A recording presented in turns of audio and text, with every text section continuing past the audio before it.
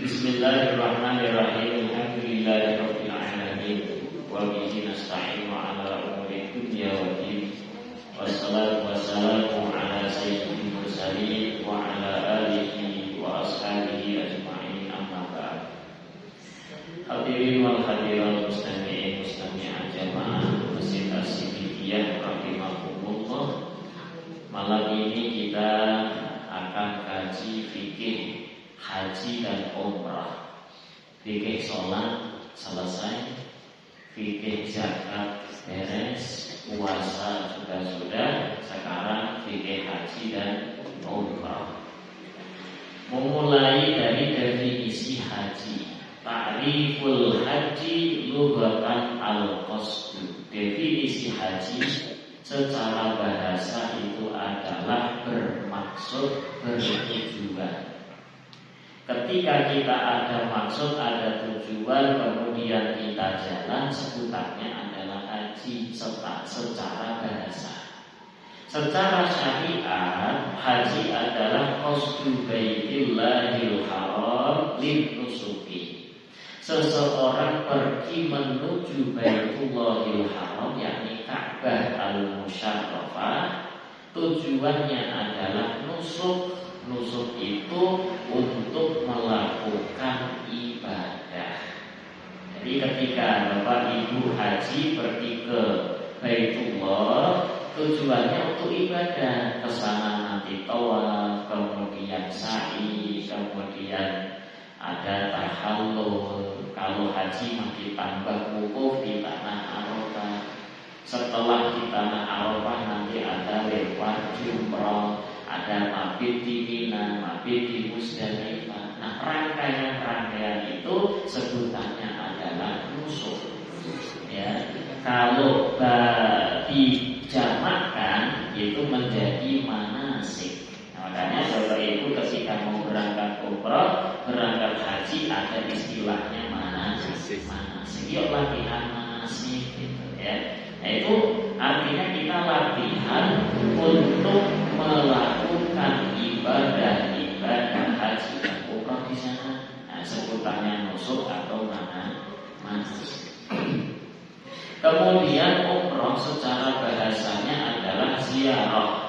Kita berziarah, itu namanya umrah secara bahasa. Sedangkan syariat ziaratul baitillahil haram binusuki. Kita berziarah ke Masjidil Haram, ke Baitullahil Haram, Ka'bah al-Musyarrafah. Tujuannya adalah untuk beribadah. Ketika Bapak Ibu punya uang yang cukup, kemudian hendak pergi ke Makkah. Ketika tujuan Bapak Ibu supaya dipanggil Bapak Haji, Ibu Hajah, maka tidak terjadilah haji, tidak terjadi umroh. Karena orang tujuan berhaji dan berumroh untuk ibadah, bukan supaya dilihat oleh manusia. Gelar haji, gelar hajah saja, maka tidak disebut haji, tidak disebut umrah. Kemudian wal aslu fi wujubil haji, dalil daripada kewajiban kita berhaji adalah firman Allah Ta'ala, walillahi 'alan nasi hajjul baiti man istata'a ilaihi sabila. Walillahi 'alan nasi, kewajiban bagi manusia kepada Allah, termasuk hak. Ketika manusia itu sudah mampu, maka ada hak Allah yang harus ditunaikan, yaitu berupa hajjul baiti. Kita haji ke Baitullahil Haram. Siapa itu? Man istata'a ilaihi sabila, orang-orang yang sudah mampu jalannya. Nah, terus mampu itu kayak apa? Insyaallah nanti akan dijelaskan secara detail. Apakah mampu cuma finansial, sudah punya uang 100 juta sudah disebut mampu? Tidak. Apakah dia itu sehat, modal sehat saja sudah disebut mampu? Tidak, masih belum. Punya uang sehat, apakah sudah mampu? Belum disebut mampu. nanti ada penjelasannya. Kemudian haji itu difardukan nanti minal hijrati di tahun ke-6 setelah Rasulullah hijrah dari Makkah ke Madinah. Tahun ke-6 barulah difardukan ibadah haji. Sebelum Rasulullah hijrah ke Madinah, selama masih di Mekah itu belum ada kewajiban haji. Adanya si tawaf, tawaf itu ibadah, cuma belum ada istilah haji. Wakilah sanati tasi'ah, ada kiri pendapat lain yang mengatakan kewajiban kefarduan haji itu di tahun 9 Hijriyah. Keutamaan haji dan umrah itu apa? Rasul sallallahu alaihi wasallam bersabda, al-umratu ilal umrati kafaratun lima bainahuma. Dari satu umrah ke umrah berikutnya itu bisa menjadikan kafarah dosa, penghapus dosa. Wa al-hajjul mabrur laisa lahu jazaa'un illal jannah. Haji yang mabrur itu tidak ada balasan lain melainkan surga Allah Subhanahu wa ta'ala. Maka fadilah atau keutamaan yang sangat agung ini ketika kita sudah mampu, ayo kita usahakan bisa umrah, kita usahakan bisa haji. Wa qala sallallahu alaihi wasallam, dan Rasul pun bersabda, tabi'u bainal haji wal umrah fa innahuma yanfiyani dzunub wal faqr kama yanfil kiru khabathal hadid wal dhahab wal fiddah wa laysa lil hajjatil mabrurah thawabun illal jannah. Ikutkanlah kalian semua antara haji dan umrah, karena sesungguhnya haji dan umrah itu yang fiyani dunub, keduanya bisa menghapuskan dosa. Haji dan umrah itu bisa melebur dosa. Bahkan fal hajjul mabrur yukaffiru dzunub hatta al-kabair.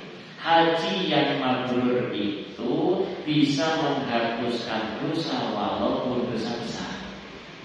Karena dosa-dosa yang biasa terhapus dijanjikan oleh Allah itu kebanyakan dosa kecil.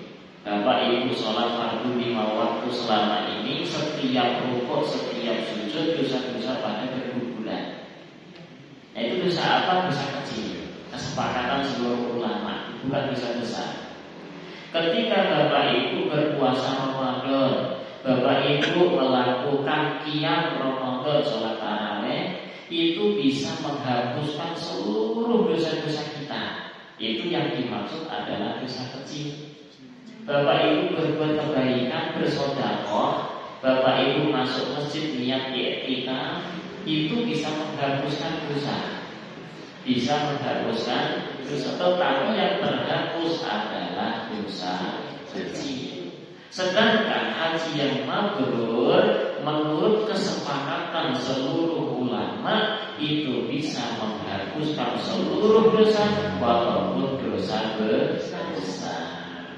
Nah, karena dosa besar itu biasanya bisa terhapus dengan kita bertaubat. Taubatan nasuha, ya Allah aku menyesal atas apa yang aku kerjakan. Minum khamr dosa besar, mencuri dosa besar, berzina dosa besar, nuduh orang zina dosa besar. Akhirnya apa? Dia bertaubat, berjanji tidak mengulangi kembali, yaitu namanya taubatan nasuha. Maka haji yang mabrur juga bisa menghapuskan dosa-dosa. Sebagaimana wal faqra, menghapuskan dzunub, wal faqra dan kefakiran, karena yang fil kiru khabathal hadid. Kir itu adalah alat peniup api. Ya, ketika Bapak Ibu melihat pandi besi, ya, yang tukang buat celurit, buat pedang itu, nah Itu ada namanya kir. Kir itu adalah alat peniup api. Ketika itu ditiupkan, diarahkan ke emas, ke besi, ke perak, maka seluruh kotoran-kotorannya akan hilang. Ya, walaysa lil hajjatil mabrurah thawabun illa jannah. Haji yang mabrur tidak ada melainkan surga Allah Subhanahu wa taala. Man hajja hadal bait, Rasulullah sallallahu alaihi wa alihi wasallam bersabda, barang siapa yang berhaji ke Baitullah ini falam yanfus. Yanfus itu adalah kata-kata kotor. Jadi Bapak Ibu, kata-kata kotor yang keluar dari mulut kita sengaja atau tidak sengaja itu mendatangkan dosa. Orang yang berbuat dosa saat berhaji dan berumrah, maka haji umrahnya tidaklah mabrur. Maka Rasul bersabda, barang siapa yang berhaji ke Baitullah ini falam yarfus, ia tidak berkata-kata kotor, walam yafsuk, dan dia tidak berbuat fasik. Fasik itu apa? Pelaku dosa. Ya, pelaku dosa namanya fasik. Kalau dosa besar cukup sekali, kalau dosa kecil dia terus-menerus melakukan, namanya orang fasik. Tidak berbuat dosa saat haji, maka roja'a yaumi waladatu ummuh. Dia akan kembali sebagaimana dia pertama kali dilahirkan oleh ibunya. Berarti tidak memiliki dosa sama sekali. Kalau tidak fasik, tidak berbuat dosa, dia tidak keluar dari mulutnya kata-kata kotor. Nah, sekarang pertanyaannya, haji yang mabrur itu yang seperti apa? Haji yang mabrur kata para ulama, wa huwallazi la yukhaliduhu ismun. Haji yang tidak bercampur dengan dosa, min hini ihramihi ila hini tahallurihi, dari semenjak ia berihram sampai dia tahallul. Ihram itu dari mikot. Mikot itu batasan antara tanah suci dengan tanah halal dengan tanah haram. Itu namanya mikot. Kalau orang Indonesia biasanya mikotnya di Bir Ali. Bir Ali itu bahasa Arab, ya. Bir Ali bahasa Arab yang bahasa Arab aslinya itu Abiyar Ali. Abiyar Ali, oleh kita orang Indonesia mengatakan Bir Ali, ya. Nah, mikot, dari mikot dia berihram, gak melakukan dosa sama sekali sampai dia tahallul, ya, sampai dia tahallul. Tahallul itu berarti beres dari manasik umroh haji, namanya tahallul. Dia gak melakukan dosa sama sekali, maka disebut haji umrohnya yang mabrur. Hajinya haji mabrur, umrohnya umroh mabrur. Wakila al-hajjul mabrur huwal maqbul. Ada pendapat lain, haji yang mabrur itu adalah haji yang diterima oleh Allah Subhanahu wa taala. Sebagian ulama menambahkan haji yang mabrur itu adalah an ya'mala jami'al arkan wal wajibat was sunnah. Orang yang berhaji, yang berumrah, yang melakukan seluruh rukun-rukun haji umrah. Rukun contohnya seperti apa? Tawaf, ihram, tawaf, sa'i, tahallul, itu namanya rukun. Kalau haji ada wukuf di tanah Arafah, itu rukun. Mau tidak mau harus dilaksanakan. Kalau tidak melaksanakan, maka tidak sah hajinya, tidak sah umrahnya.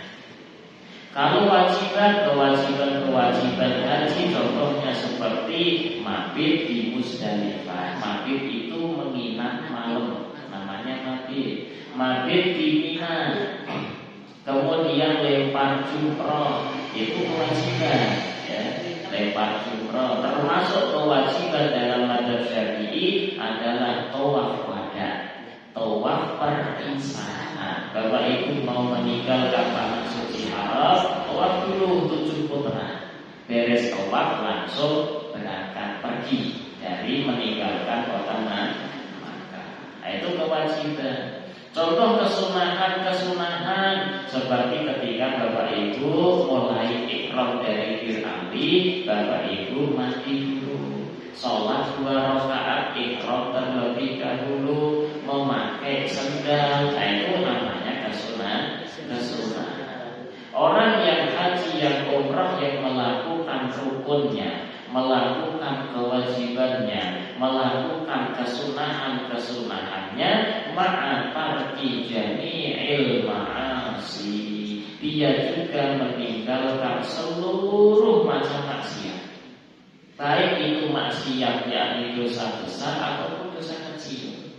Kelirik cewek dipantengin itu maksiat, jangan dilakukan. Si ibu ketika melihat cowok-cowok Arab ganteng dipantengin itu maksiat juga. Wajah laki-laki, wajah perempuan aurat atau bukan?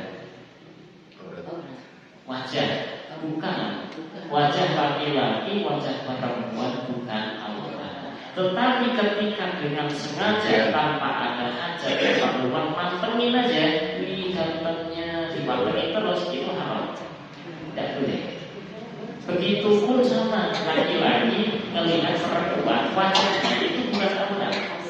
Tetapi ketika tanpa ada kebutuhan, si laki-laki mantengin wajah perempuan ini cantik sekali, dipantengin terus, maka hukumnya itu haram.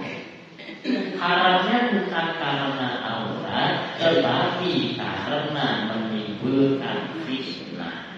Menimbulkan fitnah. Fitnah itu apa? Fitnah itu adalah segala sesuatu yang menimpa, merugikan kaum muslimin. Ya, ada laki-laki mantengin perempuan, kemudian muncul syahwat, ini haram. Nah, itu namanya fitnah berarti karena merugikan orang yang melihat.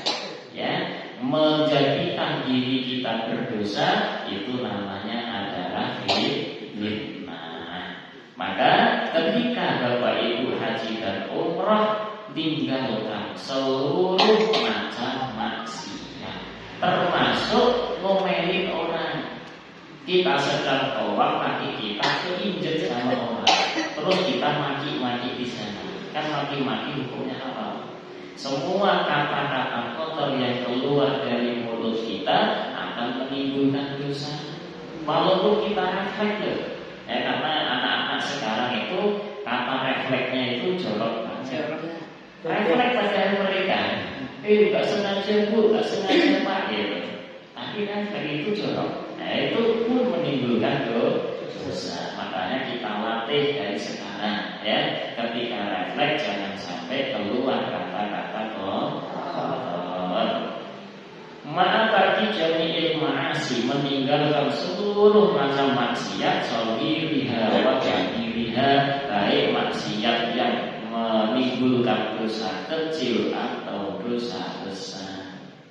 Min bidayatil ihram, dari semenjak orang tersebut berihram, ila tahallul tsani, sampai tahallul kedua. Dalam haji ada 2 tahallul, Bapak Ibu. Ada tahallul pertama ketika dia sudah tawaf, kemudian wukuf, tawaf, sa'i, kemudian tahallul pertama. Ya, setelah itu nanti lempar jumroh 3, kemudian tahallul kedua. Nah, sampai tahallul kedua lempar 3 jumroh sampai hari ke-13, hari tasyrik ke-13. Sampai tahallul kedua al-ikhlasi, dia melakukan semuanya itu dengan ikhlas. Ikhlas itu berarti lillahi ta'ala, bukan karena siapa-siapa. Kemudian wajibul nafkah dan halal nafkahnya. Yang uang yang kita pakai gunakan untuk berhaji berumrah 100% halal. Kalau uang yang kita gunakan haji dan umroh itu ada campuran-campuran yang tidak halal, maka haji umrohnya kita tidak mabrur. Ketika memenuhi syarat-syarat tadi, menjalankan rukun, menjalankan wajib, menjalankan kesunahan, meninggalkan seluruh macam maksiat, kemudian dia juga ikhlas dan halal nafkah uang yang digunakan, maka sebutannya haji yang mabrur. Kalau umroh yang mabrur. Itu haji yang mabrur, umroh yang mabrur. Ada yang mengatakan umroh itu umroh mabrurah, tidak ya. Umroh itu mabrur itu adalah sifat. Mabrur adalah sifat. Jadi tidak ada istilah yang namanya hajah mabrurah gitu. Hajah mabrurah itu hajah yang mabrur. Haji mabrur. Tidak ada istilah hajah mabrurah, tidak ada. Haji itu saja. Semoga mabrur hajinya dulu Pak gitu. Ya tidak, kalau perempuan terus kita menambahkan hajah mabrurah itu tidak. Ya, kalau umroh barulah mabrurah. Kemudian waqad hajjat Nabi sallallahu alaihi wa alihi wasallam hajjatan wahidatan fi sanatil ashirah ba'dal hijrah. Rasul sallallahu alaihi wa alihi wasallam setelah beliau hijrah dari Makkah ke Madinah hanya melakukan sekali haji saja. Ya, dan setelah hijrah nih, tahun ke-10 setelah hijrah Rasul berhaji. Sebelumnya enggak pernah, setelahnya sudah tidak pernah. Kecuali kalau semenjak Rasul di Makkah sebelum hijrah, maka Rasul sering sekali melakukan ibadah tersebut. Cuma belum ada kewajiban sebelum hijrah, belum ada kewajiban haji. Umrah berapa kali Rasul pernah melakukan? Rasul pernah melakukan umrah sebanyak 4 kali. Ya, Rasul melakukan umrah sebanyak 4 kali. Ini pembahasannya setelah hijrah ya. 4 kali Rasul melakukan umrah. Nah, hukum haji bagaimana? Hukum haji fardu ain. Fardu yang kefarduannya itu dibebankan kepada seluruh individu manusia.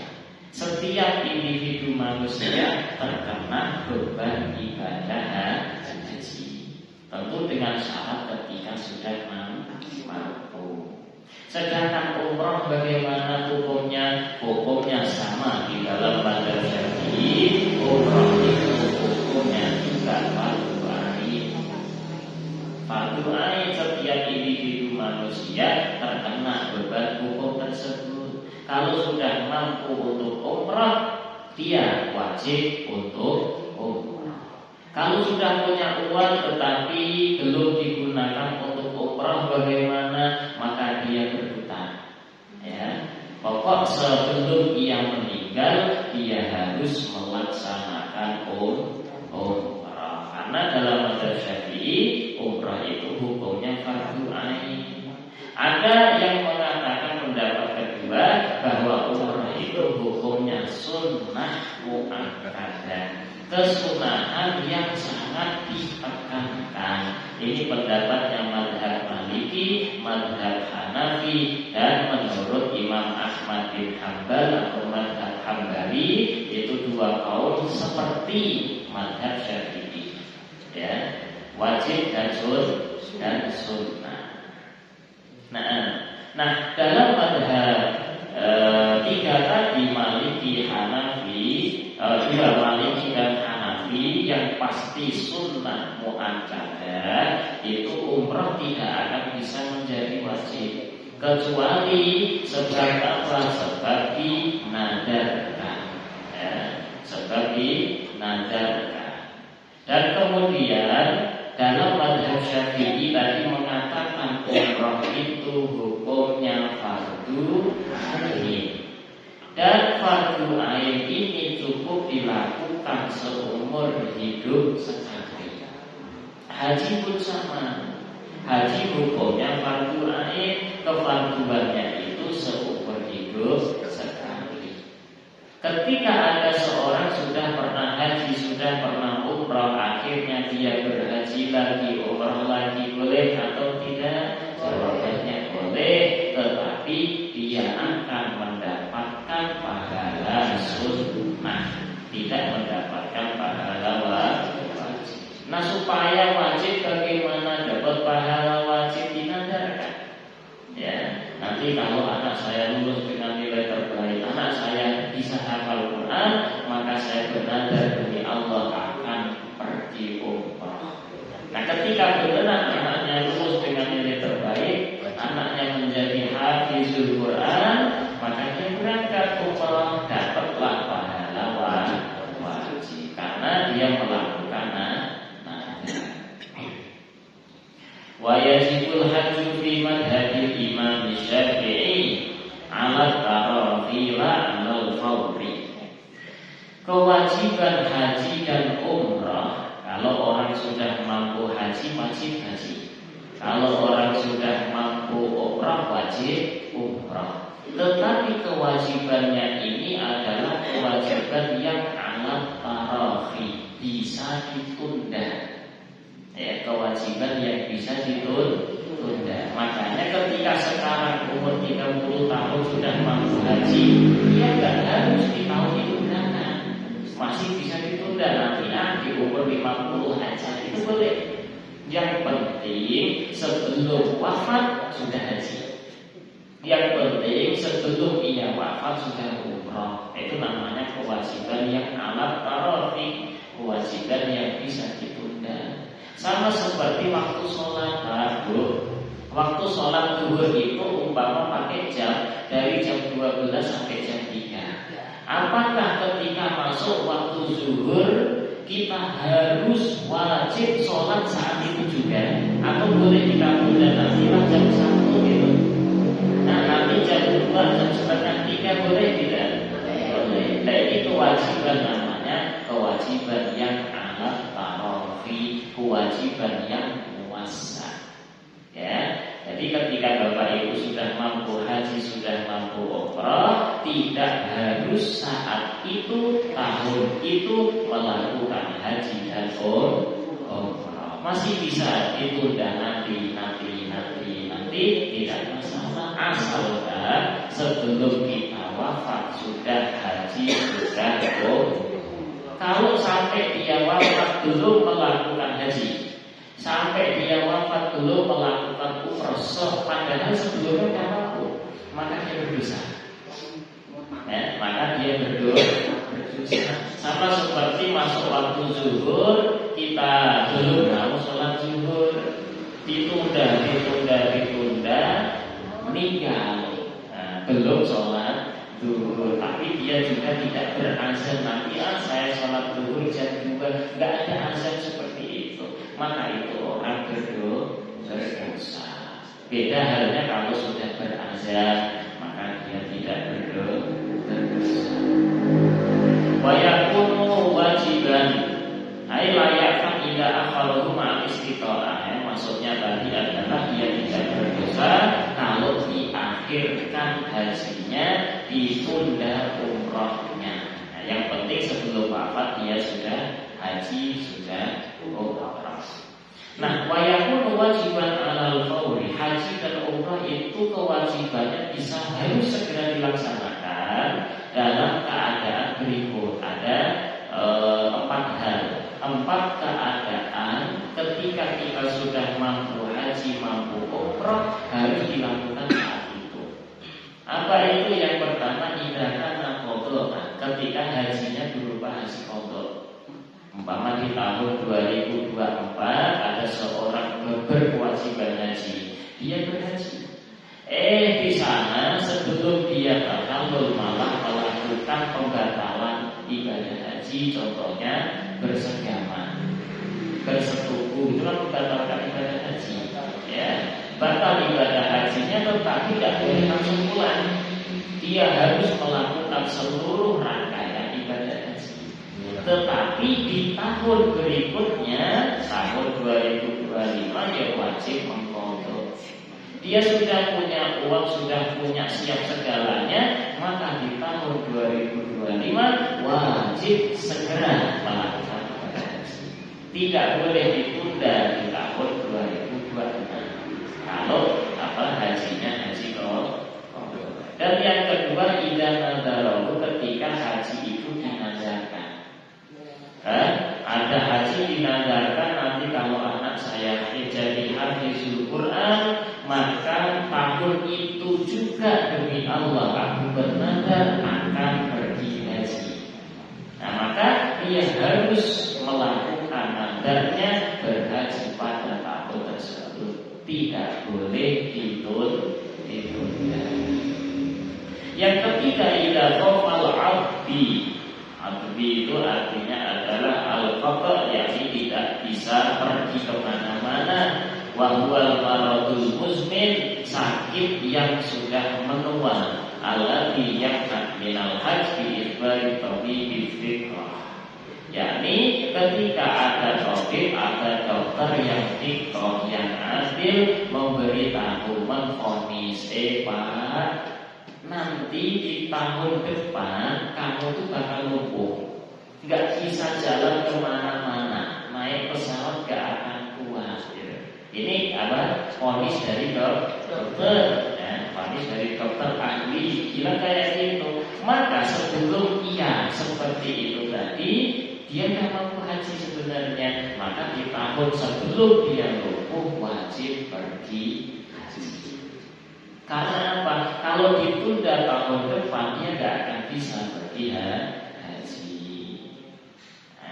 Yang keempat, idza khafal halak ala nafsi aw malik, ketika seseorang sudah mampu berhaji, tetapi ketika mau ditunda di tahun depan, dia gagal meninggal, atau si hartanya seluruhnya akan habis hilang, maka di tahun itu dia wajib haji. Divonis oleh dokter tahun depan bapak akan meninggal, tahun depan bapak akan meninggal. Ini dokter yang ahli di bidangnya bilang seperti itu, maka setiap yang mampu harus melaksanakan haji saat itu juga.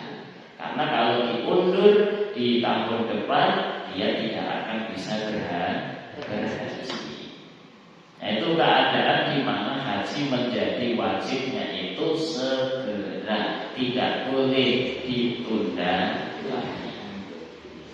Hukum haji bagaimana? Ada 5. Ada kalanya haji itu fardhu ain, ada kalanya haji itu fardhu kifayah, ada kalanya haji itu sunnah, makruh dan haram. Haji yang fardhu ain itu hajatul Islam, haji pertama kali. Haji pertama kali hukumnya fardhu ain. Haji fardhu kifayah seperti haji untuk menghidupkan Ka'bah setiap tahunnya. Karena ada hadis kewajiban bagi seluruh kaum muslimin setiap bulan haji harus ada yang haji. Kalau tidak satu pun orang yang berhaji, maka seluruh kaum muslimin berdosa. Makanya saat Covid dulu kan tetap ada yang berhaji, walaupun 1, 2, 3 orang gitu. Itu untuk menggugurkan fardhu kifayah. Sama seperti ngurus jenazah, memandikan, mengkafani, menguburkan, mensolatkan, itu fardhu kifayah. Fardhu kifayah. Kalau satu orang sudah mengurus jenazah, maka yang lain tidak mendapatkan dosa, gugur dosa. Ada kalanya haji hukumnya itu sunnah, seperti hajinya anak kecil, anak yang belum balik diajak haji, maka mereka akan mendapatkan hukum sunnah. Atau hajinya orang yang mampu berjalan dari Indonesia ke Makkah dengan jalan kaki, dan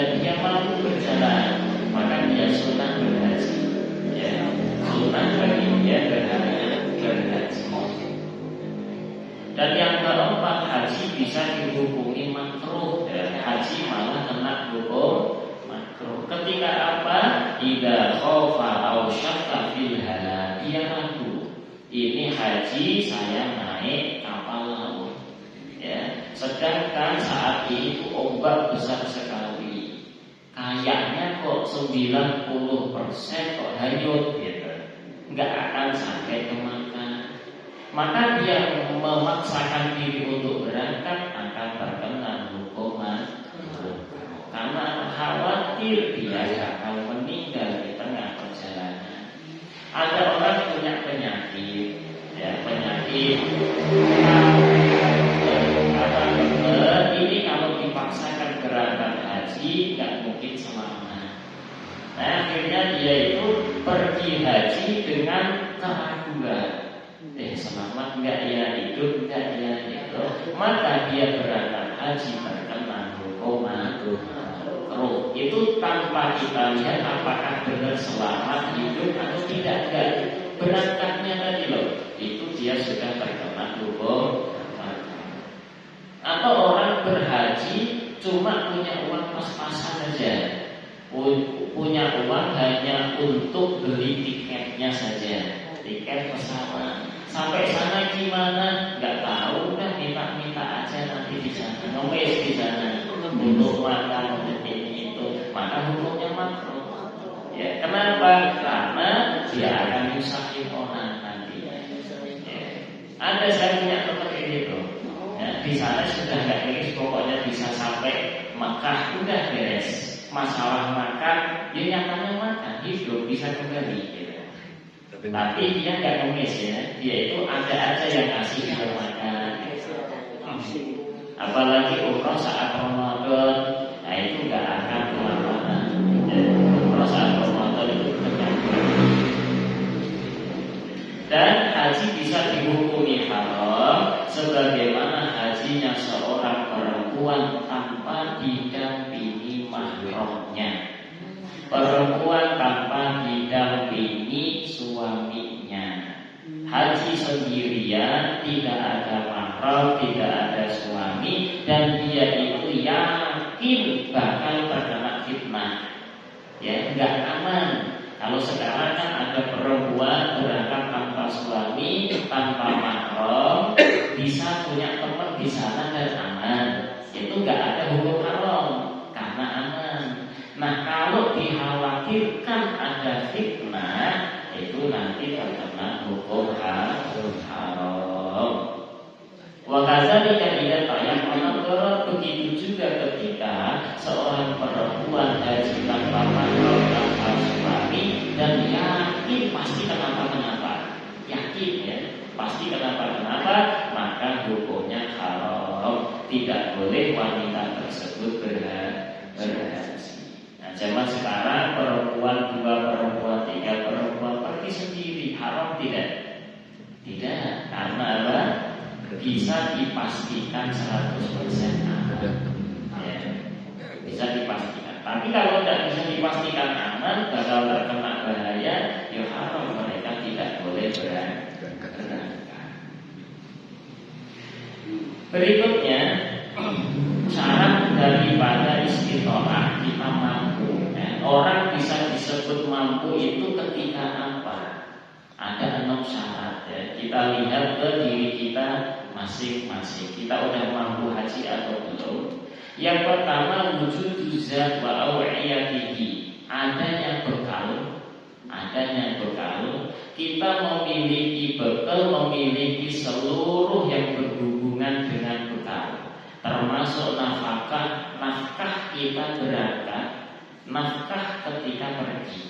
Bisa berangkat, tidak bisa pulang, juga wajib haji berarti belum mampu ya.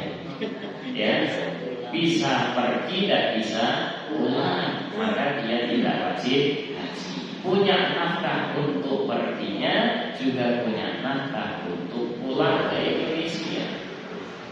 Juga orang tersebut sudah mempersiapkan nafkahnya orang-orang yang wajib ia nafkahi selama dia pergi haji. Jangan sampai pasangan suami istri pergi haji selama 40 hari, anak-anak di rumah kelaparan, maka ini orang belum berkewajiban haji karena belum disebut mampu. Jadi si anak-anaknya atau orang yang wajib dia nafkahi semuanya kenyang, tidak kelaparan. Wa qawlu dzalika kullihi fadilan 'an duyunih. Yang ia pakai untuk nafkah, beli tiketnya, kebutuhan pulang perginya, nafkah untuk anak-anaknya, itu semuanya lebih atau sudah digunakan untuk membayar hutang-hutangnya. Kalau dia punya hutang, maka hutang-hutang itu sudah dibayar. Lah terus kalau hutangnya belum jatuh tempo bagaimana? Ada orang nyicil rumah, nyicil mobil, nyicil motor, kan kewajibannya bulan itu saja yang sudah jatuh tempo. Nah sekarang yang belum jatuh tempo apakah harus dibayarkan? Kata para ulama, walau mu'ajjalan, walaupun hutangnya belum jatuh tempo, walau kana lillahi ta'ala takaffarah, atau hutang-hutang yang lain, hutang kepada manusia atau hutang kepada Allah, seperti contohnya bayar kafarah, maka hutang-hutang tersebut harus dilunasi terlebih dahulu. Gimana kalau saya lunasi sekarang akan kena penalti? Ya berarti sisakan untuk melunasi. Jangan dibayarkan ke banknya, tetapi apa? Dibuat apa? Simpenan di rumah. Jadi aku punya utang 100 juta, maka 100 juta saya ambil simpan di rumah untuk akan bayar hutang ke depan. Ya, kalau kita masih punya hutang belum kita bayar, maka sebutannya kita belum mampu. Kenapa belum mampu? Nyatanya masih berhutang. Gitu. Kalau sudah ada simpanan untuk bayar hutang, maka sudah disebut mampu. Waan maskannya juga untuk rumah. Jadi uang umpama rumahnya, rumah nyewa, kontrak, itu pun setahun atau selama dia pergi 40 hari itu sudah terbayarkan. Atau khotim, dia itu memiliki pembantu yang dia butuhkan, itu pun sudah dia nafkahi. Jadi punya bekal untuk berangkat dan perginya selama hidup di sana 40 hari tercukupi, nafkah orang-orang yang ditinggalkan di Indonesia pun tercukupi, hutang-hutang sudah terbayarkan. Kalau belum terbayarkan, sudah disiapkan di rumah untuk membayar. Maka yang pertama itu nanti sudah disebut mampu. Yang kedua, akhlak tariq, jalannya itu aman. Bapak Ibu selama perjalanan haji tidak akan menemukan halangan. Contohnya jalan tidak aman itu, Bapak Ibu ketika naik kapal laut ombaknya besar, itu tidak aman berarti. Atau naik pesawat ada hujan badai sehingga pesawat tidak berani landing, pesawat tidak berani, ya itu namanya jalan yang tidak aman. Aman jalannya kalau sekarang insya Allah aman. Yang ketiga, wujudul ma' wazat, adanya air, adanya bekal makanan, minuman di tempat-tempat yang biasa kita berhenti. Ya, kalau istilahnya tol itu ada rest area. Di sana ada makanan, ada minuman, maka sebutannya mampu. Ketika ada makanan, ada minuman, tetapi harganya itu lebih tinggi daripada harga diesel, harga pasaran, kita tidak mampu beli, maka tidak mampu sebutannya. Ya, sebutannya tidak mampu. Dan yang keempat, anjas juga alal ma'qub ila dhararin syadidin, kita bisa duduk di tempat kereta api atau bus atau pesawat, dan zaman sekarang pesawat, maka dengan baik, dengan enak, tidak kesakitan, aman, rasanya nyaman aja pokoknya. Kalau kita bisa mampu beli tiket pesawat, tetapi ketika duduk itu nggak nyaman, nggak enak, nggak kuat, maka sebutannya juga tidak mampu. Yang kelima, imkan usairi, dia memungkinkan untuk berjalan ke sana kemari, melakukan nusuk. Dia mau tawaf, mampu berjalan muter Ka'bah 7 kali.